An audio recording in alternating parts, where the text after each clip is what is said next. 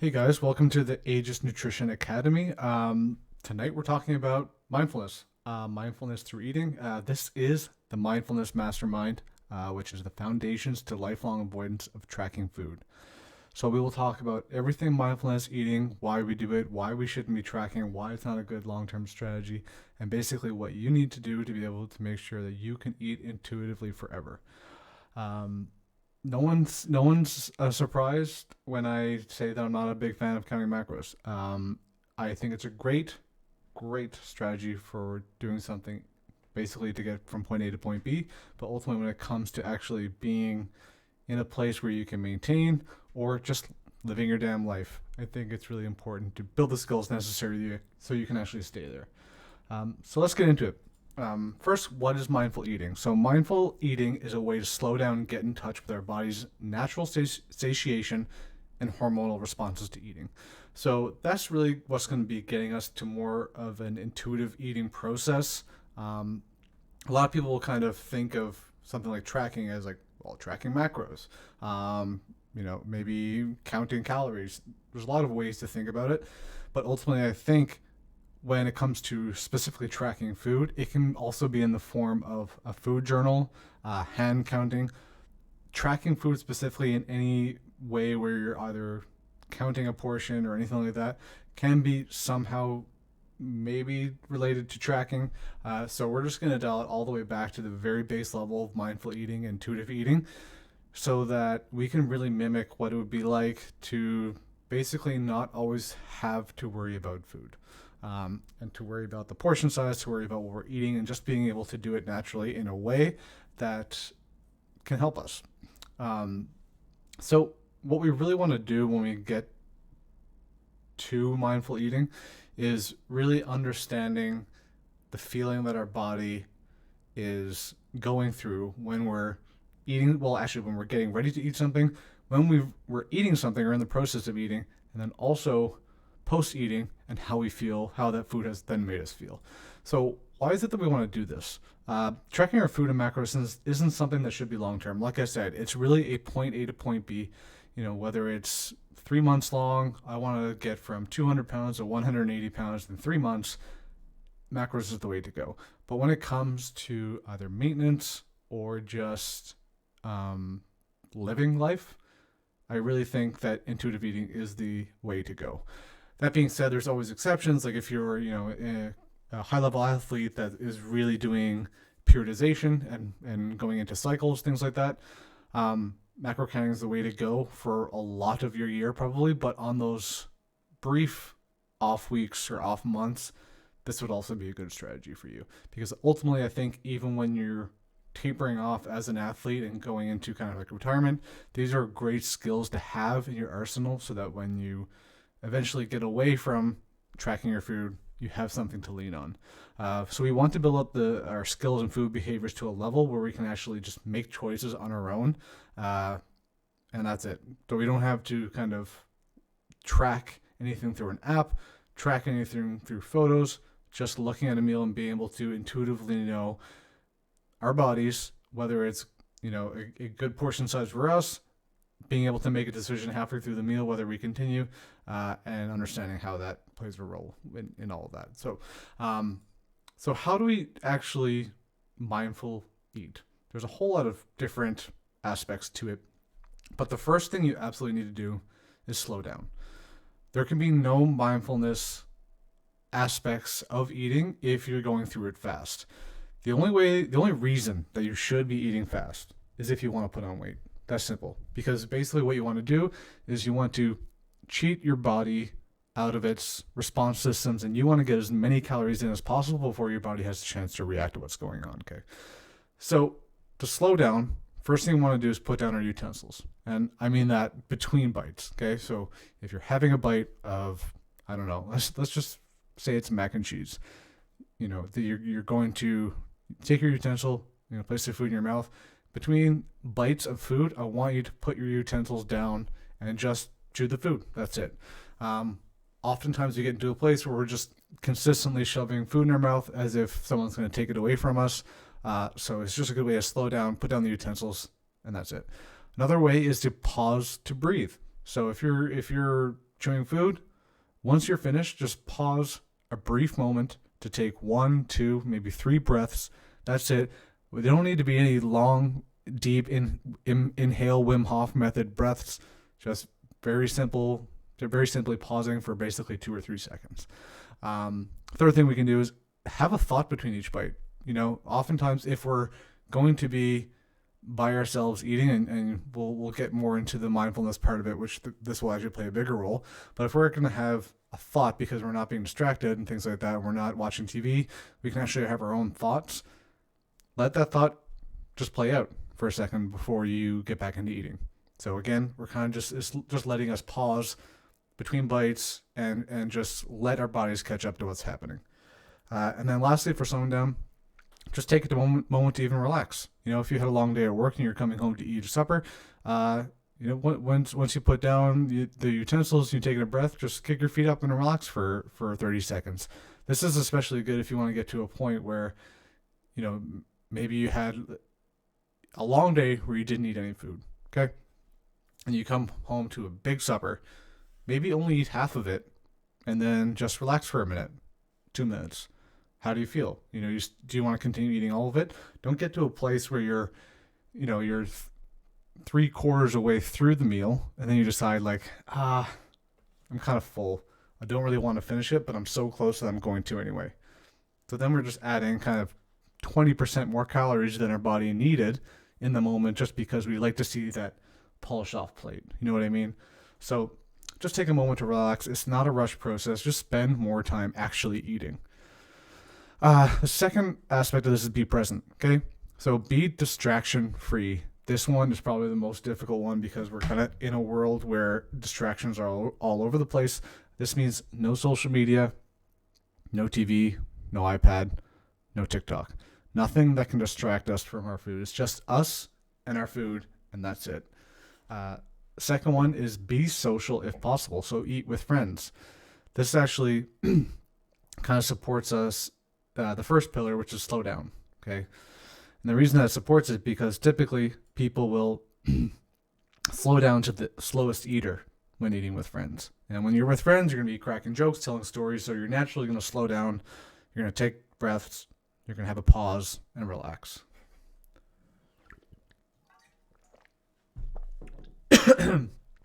Third, you want to use your dinner table, okay? So this will provide an environment with no distractions. That kind of proverbial old school dinner table that your parents made you eat at. No phones. Everyone's kind of engaged. The TV's off. You're going to talk about your day, things like that. That's exactly what I mean. So there is a reason behind that because, you're being social. You're going to be having a conversation. There's no distractions. You're going to be pausing and slowing down, putting down your utensils, taking a breath because you have a story to tell and tell someone about your day. That's the reason why we do that. And I think it's almost a lost art that we need to get back at this point. So, if you run a household and you have control of that, absolutely you should make the dinner table a thing. No more eating at the kitchen table, the kitchen counter. No more eating over the sink. Go to the dining table, and that's where you eat. Okay. Second last one here is be mindful. So this is kind of like the crux of the whole mindfulness aspect. Okay. It can be difficult. I know when someone first mentioned to me to start to be more mindful during meditation and things like that, it's really difficult to notice some feelings. But hunger is one of those things that when it's there, it's very noticeable. It's actually, you can't ignore it.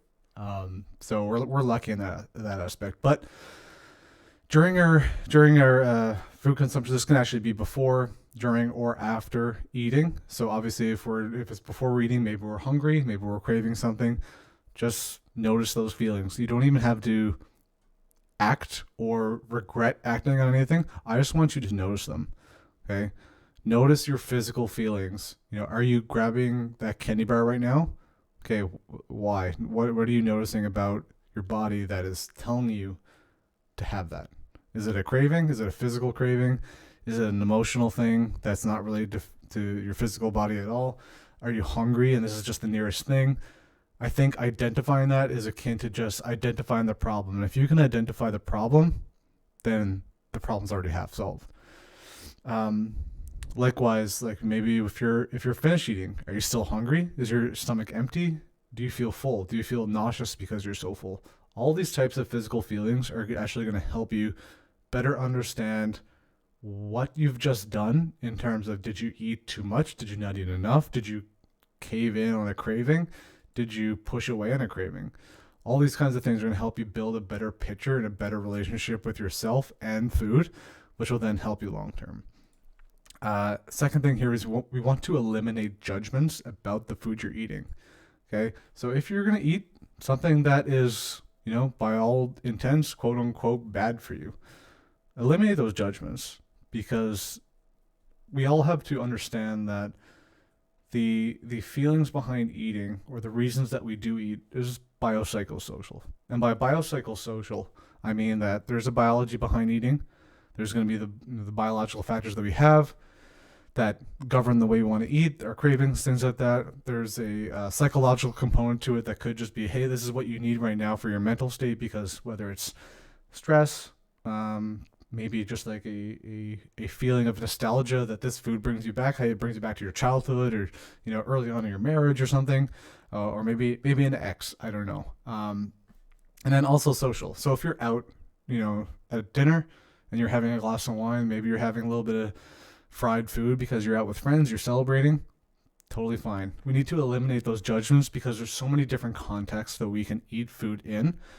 It's not always, hey, we need to eat just boiled chicken and rice. There's all kinds of different things about food, and humans have food for different reasons, not just to eat because we're hungry. There's pleasure in it. There's social aspects. There's bringing families together. There's a reason why they call it breaking bread. There's a whole lot of factors behind that, so we need to eliminate those judgments and just notice what's going on there. The third aspect is notice how the food tastes. How does it look?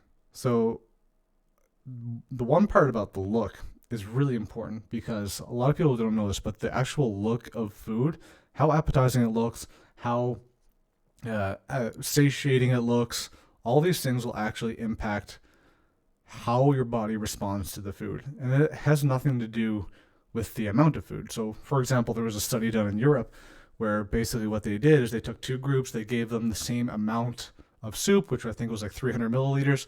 One group had it in a very big bowl, which made the soup look very small, and then almost like there was nothing in there. But they gave another group a smaller container that was basically overflowing with the same amount of soup, but it looked like, it's like, holy cow, it's a lot. And basically what they found is that the people that in the group that had the container that looked overflowing and had a lot of soup, they reported to feel more satiated by the end of the meal, as the others would want more, have seconds, that kind of thing. So just the look of the food itself can actually impact our satiation and things like that. Also notice how the food tastes. Okay, try to identify a profile like you're tasting wine.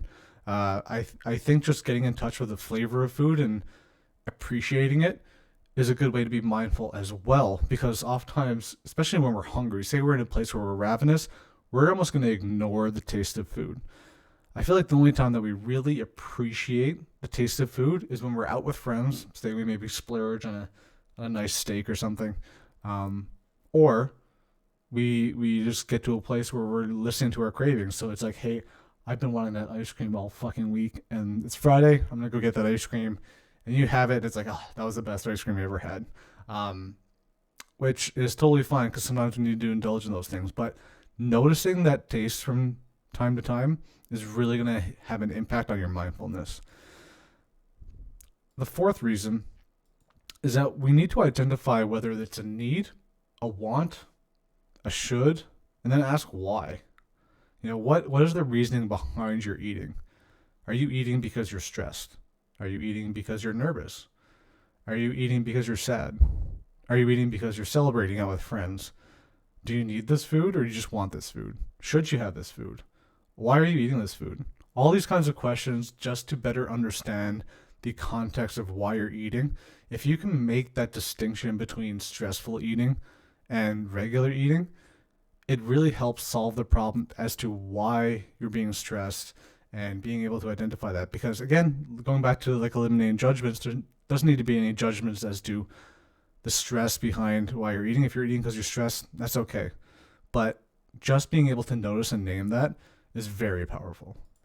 And our last one right here, notice and name emotion. So if we do identify that we are in a stressful situation, that's why we're eating, try to name and investigate that stressor just a little bit.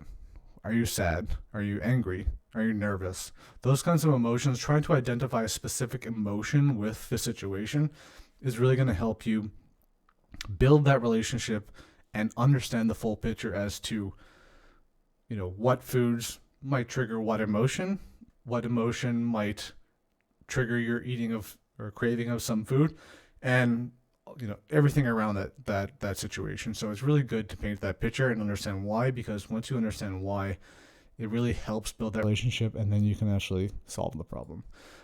Lastly, we need to be a little bit intentional behind eating.